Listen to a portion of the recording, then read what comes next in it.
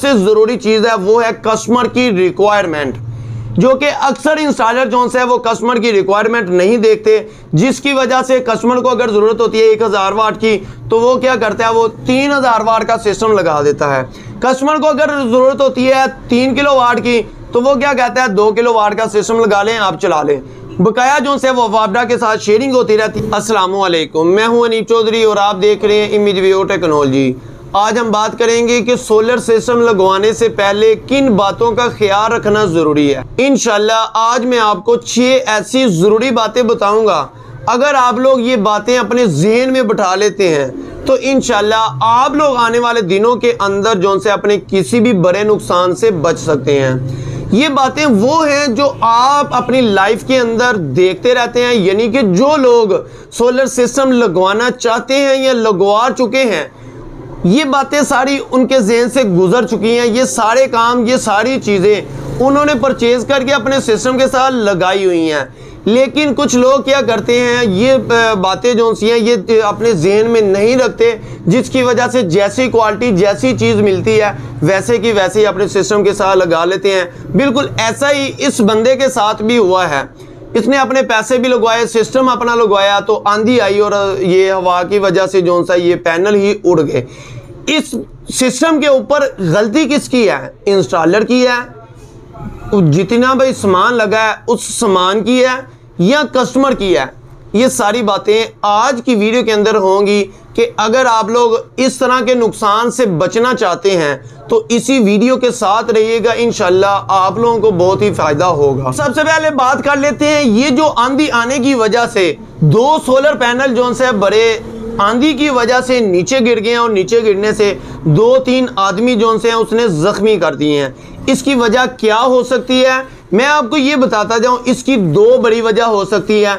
एक तो जिस कस्टमर ने ये काम करवाया है उसने जो भी मटेरियल लगाया, यानी कि अगर स्टैंड है तो स्टैंड किसी अच्छी क्वालिटी का नहीं लगवाया होगा, क्योंकि उसके अंदर जो नट बोल्ट होते हैं हम लोग देखते हैं कि ये एक छोटी सी एटम है, इसका कोई इतना ख़ास काम नहीं होता। लेकिन एक चीज़ मैं आपको बताता जाऊं, अगर आप लोगों के नट बोल्ट अच्छे नहीं हैं तो आप लोगों के किसी वक्त भी ऐसी आंधी आने की वजह से ये खुल सकते हैं, ये उतर सकते हैं। और दूसरी बड़ी वजह ये है कि जिस इंस्टॉलर ने ये काम किया है उसकी सबसे ज़्यादा बड़ी वजह यह है कि उसको चेक करने चाहिए था कि क्या इसके नट बोल्ट अच्छी तरह टाइट हुए हैं या नहीं। इन दोनों के अंदर जो से नट बोल्ट के अंदर वाशर रखनी ज़रूरी होती है। वो ज़रूरी इस वजह से होती है कि जो नट बोल्ट के जो टाइट होते हैं वाशर की वजह से वो अच्छी तरह टाइट हो जाते हैं। इंस्टॉलर यहाँ पर गलती कुछ ऐसी तरह भी करता है, जब वो टाइट कर रहा होता है कुछ नट बोल्ट जो से है वो उसकी जो चूड़ी है वो स्लिप हो जाती है, जिसकी वजह से वो फुल टाइट नहीं होता। तो ऐसी आंधी की वजह से वो अगर कोई 1-2 पहले ही लूज हो तो आंधी की वजह से वो टूट जाते हैं, वो उतर जाते हैं, वो खुल जाते हैं, जिसकी वजह से वो बिल्कुल ऐसा ही हाल होता है, वो उतर के नीचे गिर जाते हैं। कस्टमर का तो नुकसान होता ही होता है, साथ वो जिस आदमी के ऊपर गिरता है उसका भी नुकसान काफ़ी कर देता है। बिल्कुल इसी तरह इन दोनों का आपने नुकसान भी देखा होगा। दोनों आदमियों के ऊपर ये जैसे ही पैनल लगा है, पैनल लगने के बाद यकीनन इनके सर जो से फट गए होंगे।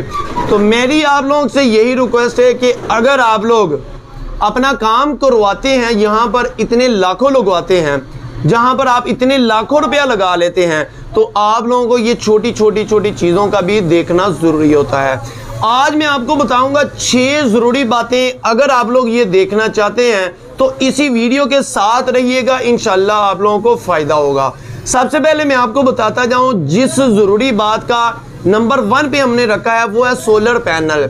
आपको पता है अक्सर लोग जो से यही करते हैं कि सोलर पैनल परचेज करते वक्त यही करते हैं कि ये सोलर पैनल जो से हमें सस्ता मिल रहा है इसी को परचेज कर लेते हैं, क्योंकि ये सोलर पैनल अगर 30,000 का मिल रहा है वो सोलर पैनल 50,000 का मिल रहा है, तो ये 15-20 हज़ार रुपये का अगर फ़र्क आ रहा है, ये इतने का वैसे मार्केट के अंदर आज का रेट लोकल का भी नहीं है।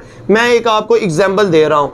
तो वो क्या करता है, थोड़ा सा इसके अंदर जो सा हमें डिफरेंट नज़र आ रहा है, इस सोलर पैनल को परचेज करता है, वो लगा लेता है। वो क्या होता है, एक आप कॉपी कह सकते हैं, स्टिकर रिप्लेसमेंट कह सकते हैं, इसके अलावा B-C-D-E पता नहीं कौन कौन से ग्रेड वो के अंदर वो सोलर पैनल बनाया गया होता है। तो इस वजह से आप लोगों को जो है उसकी एफिशिएंसी भी नहीं मिलती।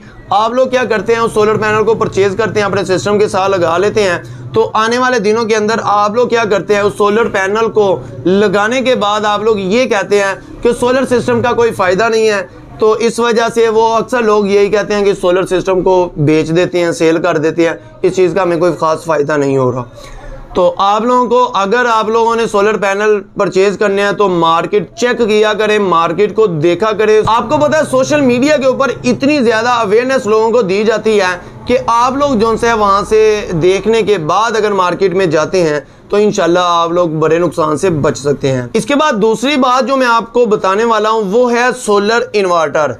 सोलर इन्वर्टर और सोलर पैनल दोनों जो सी है महंगी चीज़ें होती हैं, यानी कि ये दोनों ही सोलर सिस्टम की एक जान है। सोलर इन्वर्टर की अगर बात करें तो सोलर इन्वर्टर आप लोगों ने ये देखना होता है जो सिस्टम लगवा रहे हैं उस हिसाब से उस सोलर सिस्टम को, उस कंपनी का जो सोलर सिस्टम है वो डिज़ाइन करें। यानी कि आप लोगों के पास अगर 150-200 वाट वाला सोलर पैनल है तो आप लोगों को अपने इंस्टॉलर से मशवरा करने के बाद वो सोलर सिस्टम जो सोलर इन्वर्टर परचेज करना चाहिए। बिल्कुल इसी तरह अगर आप लोगों के पास 450 से 550, 650 वाट का सोलर पैनल है, आप लोगों को उसके वोल्ट और एम्पेयर को मद्देनजर रखते हुए और ये भी देखते हुए आपके घर का जो लोड है वो कितना है, उस हिसाब से आप लोग जो है उसी कंपनी का इन्वर्टर जो है परचेज करके अपने सिस्टम के साथ लगा सकते हैं।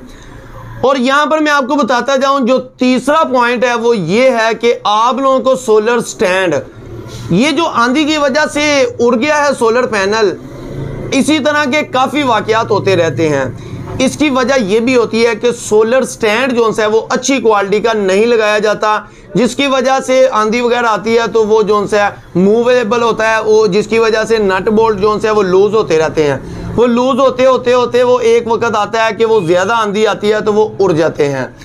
इसके अलावा मैं आपको बताता जाऊं, जो चौथा पॉइंट है वो है वायर आप लोगों को जो है इस सिस्टम के लिए जो है अच्छी वाली क्वालिटी वाली वायर जो सी है लगानी चाहिए। इसके बाद बात करें नंबर 5 पर, तो नंबर 5 पर जो सबसे ज़रूरी चीज़ है वो है कस्टमर की रिक्वायरमेंट, जो कि अक्सर इंस्टॉलर जो है वो कस्टमर की रिक्वायरमेंट नहीं देखते, जिसकी वजह से कस्टमर को अगर ज़रूरत होती है 1000 वाट की तो वो क्या करता है, वो 3000 वाट का सिस्टम लगा देता है।